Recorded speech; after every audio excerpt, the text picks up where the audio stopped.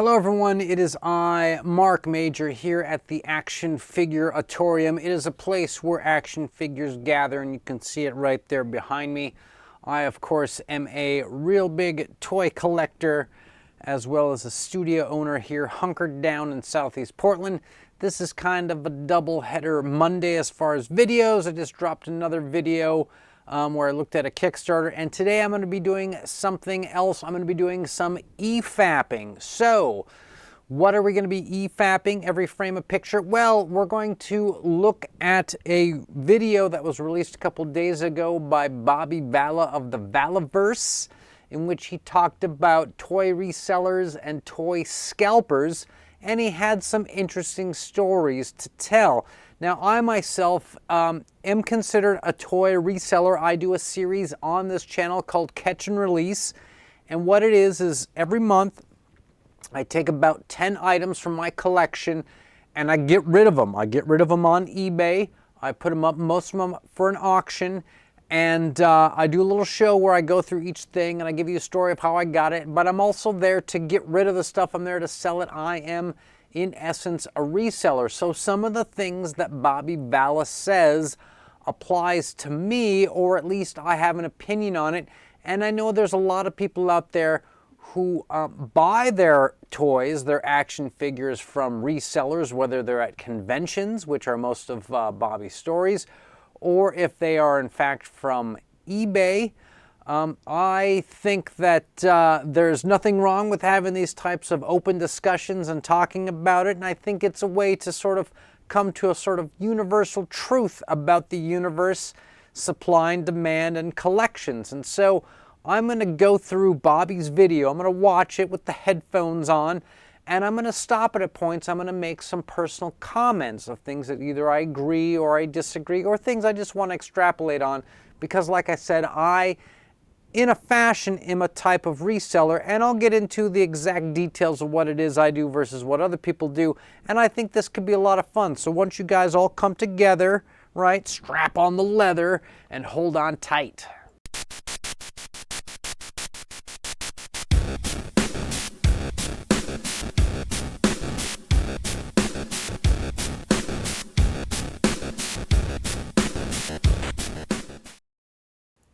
All right, let's put on the cans. Cans are on.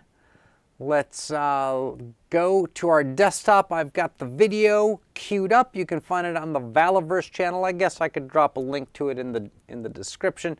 It's not that tough to do, people. You can always drop a link in the description. Here we go. Transitioning over. All right, so there he is. We're at the 18-second mark. I know the little spots are hidden underneath my cam in the corner there. People, we're going to be okay. All right, so let's have him introduce himself and talk a little bit about resellers and scalping for a minute here. That's okay, because I think the majority of you are going to agree with me. And there's only a few that aren't. And those few that aren't are what this video is about. What? And I'm talking about toy resellers. What? He's talking about me. He's talking about Flipper. Toy resellers. Where do I even start? It's something that comes with the territory when you're making toys and toy collecting. And it's unfortunate. I get to see it both as a toy manufacturer, and I also see it as a collector. Okay, I'm going to stop right here because I'm going to skip to the 8-minute mark. What he talks about is not particularly interesting to me. You should definitely go back and watch his video. It's an interesting video. He's talking about people who scalp toys. You know, you go to Target and there's the exclusive He-Man glow-in-the-dark Skeletor 2-pack or something, and you know it's super rare, and you buy it, and then you take it and you jack the price up on eBay, or you take it to conventions, you jack the price up and you make money on it, that kind of, it's called scalping is what they call it. And what Bobby talks about is, as a toy manufacturer, right, as the owner of Valaverse, who makes 6-inch action figures that compete with G.I. Joe Classified, he actually sees people who buy his figures on the cheap when he lets them, like through wholesalers and that, and they scalp them. They jack the price up, and he doesn't dig that. Now, let me say something about scalping is that I myself do not do that because it takes too much energy and it yields zero results. I do not go to Targets at all, period, or Walmarts, much less to go and look for rare toys. I know there are people who do that. Now, I feel as though that there is a type of business in that. It's a type of service, something about a guy who goes and shops for you and picks it up, and then you can just sit there and maybe you're like live in Alaska or something, and somebody in San Diego picks up a rare, Skelaglow or something, and they sell it and whatnot. I think that those people are offering a service, and I think they should get a little bit of dough, a little bit of money, but I don't think you should abuse that. I think that is wrong, and I stand against scalping in its purest form. But let's skip to the 8-minute mark in which he talks about collecting Power of the Force coins, something I hope to never get involved with myself on either end, but here we go. Let's listen. Toys that made us series or what, but the secondary market for G.I. Joe Real American Hero went crazy. And it's like people are like, oh, I need this. All of a sudden, like, people just wanted to collect G.I. Joe again, or other lines. It happened with other lines, but I remember seeing specifically with G.I. Joe, and then, me as a vintage Star Wars collector, I see like it today, and again, I'm not one of those people that like the second I see something, I have to get it right then and there. It's like, I'm going to be patient about it. So right now, for those of you vintage Star Wars fans, the pain of collecting Power of the Force coins. I don't actually. Now, I'm only on the category 4 and 5 ones, which are the mail away ones, which are the really hard ones. It sounds like a terrible addiction to have. Here and there on eBay, it's not a super impossible thing to get, but there are some coins people want over $1,000 for. And I'm like, I'm not spending that for that little coin. Like, it shouldn't be that way. And there was just one seller who had a bunch of coins that I needed, and he had them for ridiculous prices. And I sent him a message. I said, hey, I'm interested in these 5 coins. Are you open to an offer? And he said, sure. So I sent my offer. That's a tell. He's taking a drink. That's a tell. No, we're really far off. This is what I want. It was like unbelievable. I said, all right, yeah, we're really far off. I said, the market's not there for them. And he said, well, come back when if you have second thoughts. I'm not going to have second thoughts. How about you have second thoughts? And then I'm have them saved in my eBay feed. I'm watching them each day, every couple days. And he had them up. It's been, I think at this point, it's been at least 6 months. And it seems like every week he lowers the price a little bit and a little bit. Okay, so this is something that I actually do. This is a technique. Bobby, this is nothing to freak out about. It's called Dutch auction. What it is, you got something that you want to get rid of. You put it up high. Why? Because there's a chance that a whale could come along, right? And let me tell you something. When you watch these channels like Toy Bro and Dork Lair, and these guys are like, oh, it looks like I bought 5 all-ins of Mythic Legions, right? Like, who has that much disposable income, right? But if a whale comes along and they're willing to pay some huge price, you gotta gouge them. Why? Because they're a whale. That's the ecosystem. However, if you want to get rid of something, what you do is you drop the price a little bit every day until eventually someone says, I can afford it. That's sort of like the type of how supply and demand fixes themselves over time. It's a natural thing. It's just like, let the price erode over time and you'll eventually get it. But, I could see if you're like, hey, what, are you want to get rid of those or you want to try and make money? Well, apparently the guy's trying to make money. Let's listen some more. A little bit. And it got to the point where he lowered one enough for me to buy it. And I bought it thinking like, I'm going to get him to sell the other ones. And I said, listen, I see you're coming down. I said, the market on Power of the Force coins is softening. It's like, that's why you're lowering the prices. We're still not there yet, but here's my offer. And he was like, no, turned it down. And he's still dropping little by little. So I'm just going to, I'm like, all right, fine. He's going to get to a point where he's going to keep dropping. But there are also sellers that. Okay, so if what you do on a Dutch auction, right, is everyone is sitting there watching, waiting it, and they're wondering to see how low it's going to go before they buy it or someone else buys it. It's actually kind of an interesting thing. Never drop. I saw. So that's a bummer if guys don't ever drop the price, and I see that quite a bit. Let's skip to 1127. 1127. Talk about a. We're going to talk about resellers who don't want to give up their thing. They're peddling the same stuff. I see them bringing this one thing. I saw this one seller who was notorious for high prices. I'm not going to say who they are, but notorious for high prices. It's not me. They had a Scalp-ors playset. Ugh, crap. And it was in the box, and it was like signed by like the original creator, designer, or something like that. And it's huge. Those who've seen it, it's massive. It's a huge, massive box. And he wants something ridiculous for like $4,000 or $3,000, something like that, like way over what it's worth. And he takes Agreed. it every show. I've seen it for the last like 6 or 7 shows. If you're gonna sell it, you got to bring it. Like, why do you keep bringing that thing? And two, like, it's such a niche fan base for that. Like, are you just waiting for that one person, that diamond in the rough that comes and wants to buy that? You've been to a lot of shows. I'm pretty sure you've seen the fan base. But also it's like... Okay, so let me talk a little bit what's going on with this reseller. The problem here is the item is not a... it is not a vending machine, okay? When he sells this Scalp-ors playset, there isn't another one that just pops into place. He's never going to have this thing again. He's never going to see another one of these ever again. He's never going to have a chance to get a second one and sell it.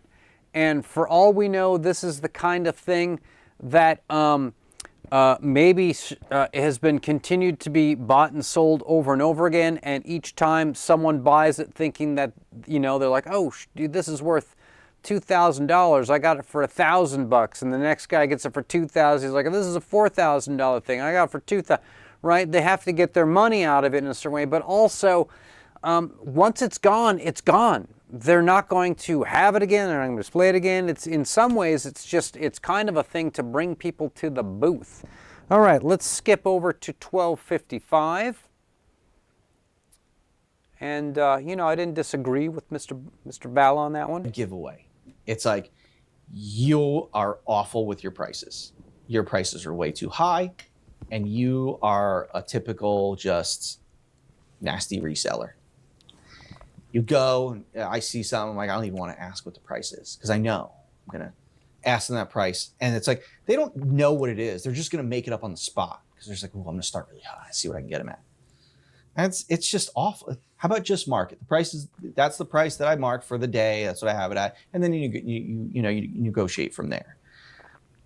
But they're just...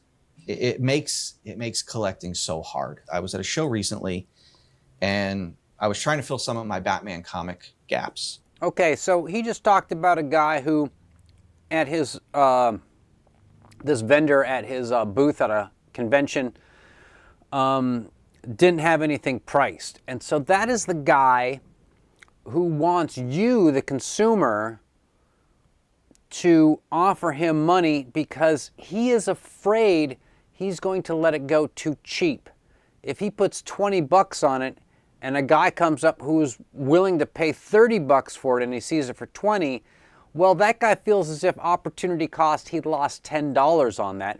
And when he looks at his full stock of things, he's, in his mind, he's losing all the, see, he doesn't know how much he wants to make. He's afraid of how much he's going to lose if he sells it for too cheap, so he doesn't put a price on it.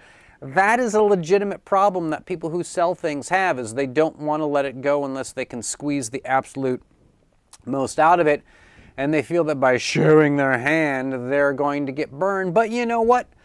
You either got to get rid of it or you don't. And that's my approach. All right. Should we move on to the story of the Kraken?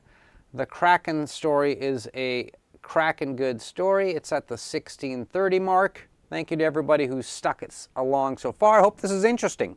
Do you buy and sell toys? Leave a comment. I'd like to hear from you. It's like, you've been peddling this thing for how long? When I bought the Mattel Clash of the Titans Kraken. The Kraken. That guy, I bought it from a guy at a show, and I saw him 3 previous shows, and the first time I saw it, he had it for $500. Too much. The next show, he had it for $600. Way too much. Wait a second. You couldn't sell it for $5. Now you're selling it for $6? And then the following show, he had it for $4.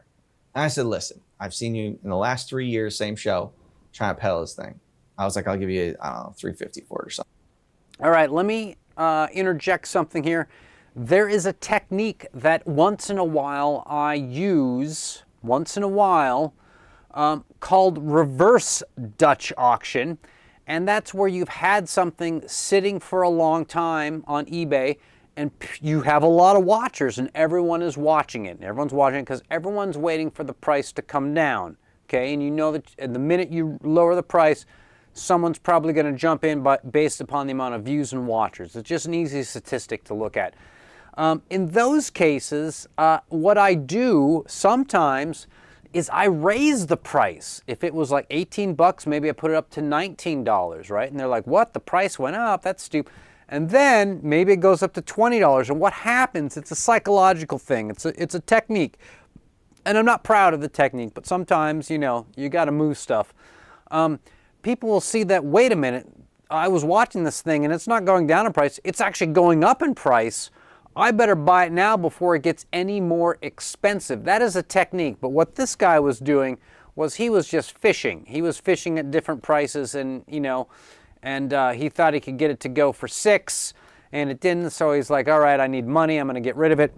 So my feeling is always that I am here to get rid of stuff, not necessarily make money. I feel that if I sell it, if there's money to be made, you're going to make the money. If, you know, because usually most of the stuff I buy comes from a thrift store and I pay under $5 for it and I make $2 to $3 for it. And that's not the stuff that I live off of or pays for my other stuff. It's the two things that maybe go for $30 and it's the one oddball piece that you get $100 for that you make your money on. The other stuff, you just try and get your money back as quickly as possible without losing anything. So that is my take on moving stuff. Let's just see how he ends this, how Mr. Bobby Vala sticks the ending. You know, for those of you guys that share my thoughts, I'd love to hear it in comments. I'm sharing them myself. You know, but yeah, we'll see what you think of this one. And let me know what you guys want for the next Valaverse Declassified. So I like doing these videos. I like kind of giving you my insight on. I'd like to hear the stuff you sold, what you got it for, and what money you made off of it, Mr. Bobby Vala. Why don't you tell us some stories of things you've gotten rid of from your toy collection that you've purged? I think that might be kind of an interesting thing to hear about. Real big toy collectors, stuff they owned in the past, and then, you know, to free up some space, what they dumped into the ocean of plastic that is out there. So thank you to everybody who made it this far in the video. I do appreciate it. If you're not liking and subscribing, are you doing it wrong? I don't know. Only you can know, but give it a shot.